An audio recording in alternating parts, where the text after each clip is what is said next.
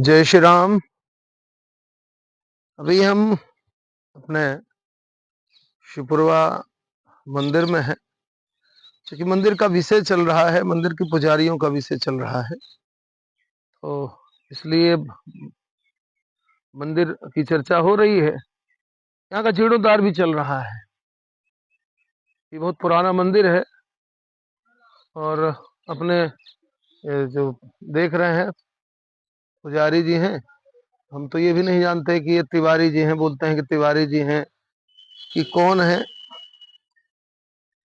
लेकिन अब उन्होंने कहा कि हम तिवारी जी हैं, ब्राह्मण हैं, तो हम ये मानते हैं कि वो तिवारी जी हैं, ब्राह्मण। इधर हनुमान जी महाराज हैं। इस मंदिर में आगे भगवान भोलेनाथ का स्थान है। आइए चर्चा भी करते चलते हैं, दर्शन भी कराते चलते हैं। पुजारी कौन होना चाहिए? अभी एक गंभीर विषय आया है कि मंदिरों के पुजारियों के रूप में जो पिछड़ा है, दलित हैं, उनको भी रखा जाना चाहिए। ये ऐसी अपील शंकराचार्यों से की है अपने बागेश्वर वाले महाराज जी ने।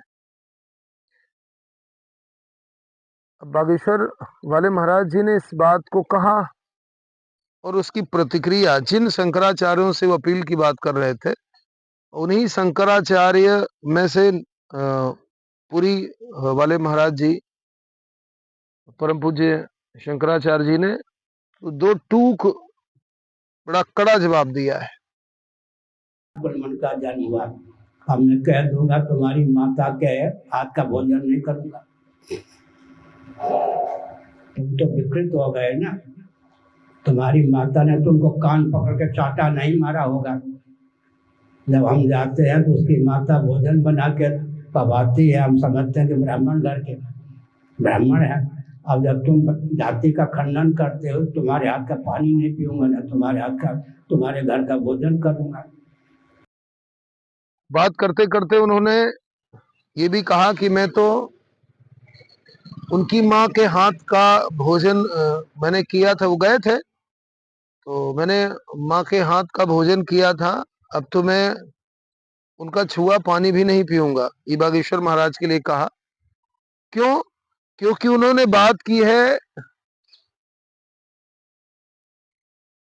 पुजारियों के संबंध में, ब्राह्मण वर्ण के संबंध में।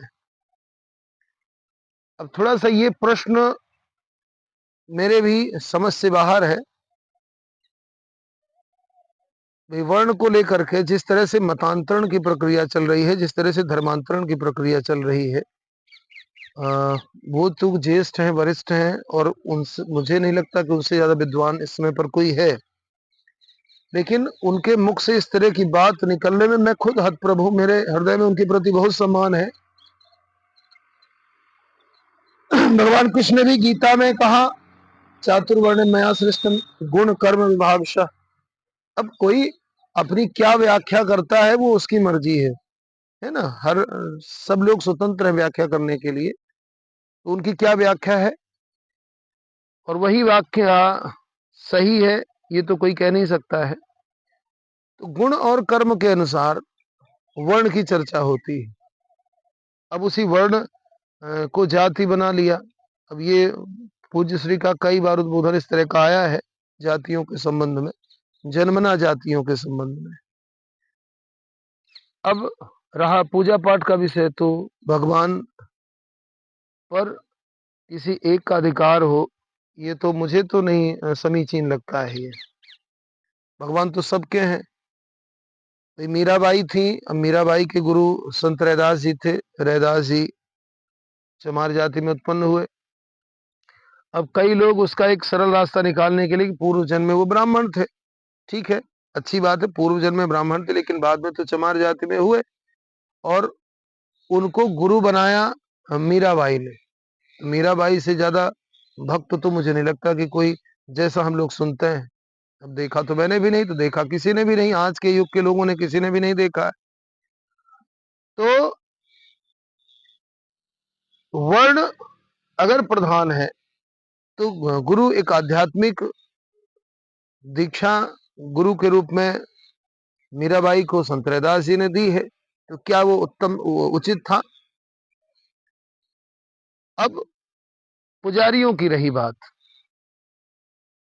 तो बहुत जगह ऐसे हैं जहां ब्राह्मण वर्ण के लोग भी नहीं है, और फिर ब्राह्मण एक वृत्ति है।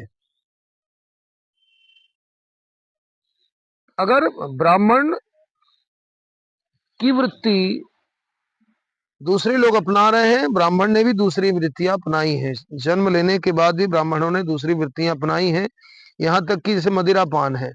अब मदिरा पान करना 5 महापापों में आता है। मदिरा बेचना, ये लोग पहले कलार एक जाति, सब कार्य करने वाले वृत्तियों के रूप में जाति को रूप दे दिया। अब अधिकांश दारू के ठेके जो है वो ब्राह्मण लोग भी कर रहे हैं। मैं खुद कितने लोगों को जानता हूँ, हमारे यहाँ नगर में भी मदिरा की दुकान ब्राह्मण देवता ही चला रहे हैं। तो इस पर क्या टिप्पणी होगी, मैं समझ नहीं पाता हूँ कि वृत्तियों के संबंध में इस तरह की बात करना। और फिर उन्होंने चर्चा की, भाई हम लोग आरक्षण की बात करते हैं, तो ये भी तो एक आरक्षण ही हुआ। भाई कोई वृत्ति अगर अपना रहा है तो उसके अगर सारे गुण, सारे धर्म अगर उस वृत्ति के अनुरूप हैं, तो क्या किसी को आपत्ति होनी चाहिए या किसी को आपत्ति हो सकती है? ये बहुत ही गंभीर विषय है, बहुत ही चिंता का विषय है। इसी बात को आधार बना करके आज आप झारखंड चले जाइए, आप छत्तीसगढ़ चले जाइए, हमारे यहाँ भी कई जगह मतांतरण की बातें हुई। अब चाहे आप विरोधी विचारधारा का मान लो, चाहे जो भी मान लो, भी हरिजनों के बीच में मैंने खुद कथा की, वहां समझ में आया उनके अंदर ऐसा नहीं कि हिंदुत्व नहीं है, वो भगवान को नहीं मानते, लेकिन हमारी इस बात से, इस एकाधिकार से कि केवल हम ही हैं श्रेष्ठ, इस श्रेष्ठता के अहंकार के कारण, अच्छा खुद को अगर हम वहां रख के देखें तब समझ में आएगा। अभी हम खुद वहां नहीं है ना, अभी हम ऊंची कुर्सी पर बैठे हैं तो लगता है सब ठीक ठाक है, लेकिन जब हम अपने आप को उस कुर्सी पर बैठा के देखें तब समझ में आता है, तब बहुत पीड़ा होगी, बहुत दर्द होगा। ये बात सोचनी चाहिए। आप मतांतरण नहीं रोक सकते, आप धर्मांतरण, और धर्मांतरण मतांतरण को ये बार बार कह देना कि केवल पैसे की वजह से लोग कर रहे हैं, मुश्किल से 2 से 3% लोग होंगे जो पैसे की वजह से इस तरह के कार्य कर रहे हैं, लेकिन अधिकांशतः केवल और केवल सम्मान और अहंकार, इस मतांतरण में सबसे बड़ी अगर हिस्सेदारी है तो अहंकार की है। और जो ब्राह्मण, मैं शरीर से ब्राह्मण हूं, है ना, लेकिन हिंदुत्व की रक्षा के लिए, सनातन की रक्षा के लिए जितना ही ब्राह्मणों का योगदान है, उतना ही मतांतरण के लिए भी है। आप मुझे गाली देंगे, मैं जानता हूं बहुत सारे लोग हैं जो गाली देंगे, और देनी चाहिए आपको, स्वतंत्र हो आप, क्योंकि जिसके मन में जो होता है वही निकलता है, जिसके अंदर जो संपत्ति होती है वही संपत्ति बाहर आती है। लेकिन अगर सनातन की चिंता है, हिंदुत्व की चिंता है, तो मतांतरण पर चिंता करना पड़ेगा, नहीं तो गिने चुने लोग बचेंगे और इसी अहंकार में डूबे रहेंगे, केवल हम ही कर सकते हैं पूजा, पूजा में तो सबका अधिकार है। अब मंदिरों के पुजारी किसको होने चाहिए, किसको नहीं होने चाहिए, बागेश्वर महाराज ने केवल इतना ही कहा ना कि मैं अपील करूंगा, और परम पूज्य जी ने कह दिया कि हम इनका छुआ पानी नहीं पिएंगे। भाई किसी के छू लेने से या न छूने से कोई फर्क थोड़ी पड़ता है। आप छुआ पानी नहीं पिएंगे तो मत पीजिए। अगर भगवान ही भेद करने लगे तो इंसान कहाँ जाएगा? और ये पद ऐसे हैं कि भगवान का स्वरूप होते हैं। हम लोग शंकराचार्यों को भगवान ही मानते हैं, जो जगत गुरु हैं भगवान ही मानते हैं। कृष्णम वंदे जगत गुरुम, भगवान कृष्ण के ही स्वरूप में होते हैं।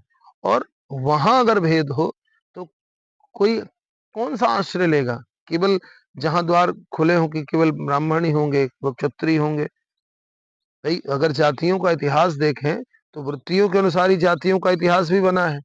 जैसे अभी केसरवानी जाति का इतिहास आता है, तो जो हम लोग पढ़ते सुनते हैं वो जानते हैं कि केसर का व्यावसायिक कर्म, केसर बेचने वाले लोग धीरे धीरे वैश्य श्रेणी में आ गए, वो भी ब्राह्मण ही है, कश्यप गोत्र में उत्पन्न माने जाते हैं, और केसर का व्यवसाय के कारण वो केसर वाणी हो गए, तो वो वैश्य हो गए। अब इसके संबंध में क्या टिप्पणी होगी? ये बहुत ही चिंता का विषय है। और ऐसी परम पूज्य पीठ पर बैठ करके और मैं कुछ कह नहीं सकता, मेरी कोई सामर्थ्य भी नहीं है। मैं बार बार क्षमा याचना करता हूँ, लेकिन इस तरह की बातें समाज को जोड़ने की नहीं, तोड़ने की होती हैं। जय श्री राम, जय गौ माता, जय भारत माता।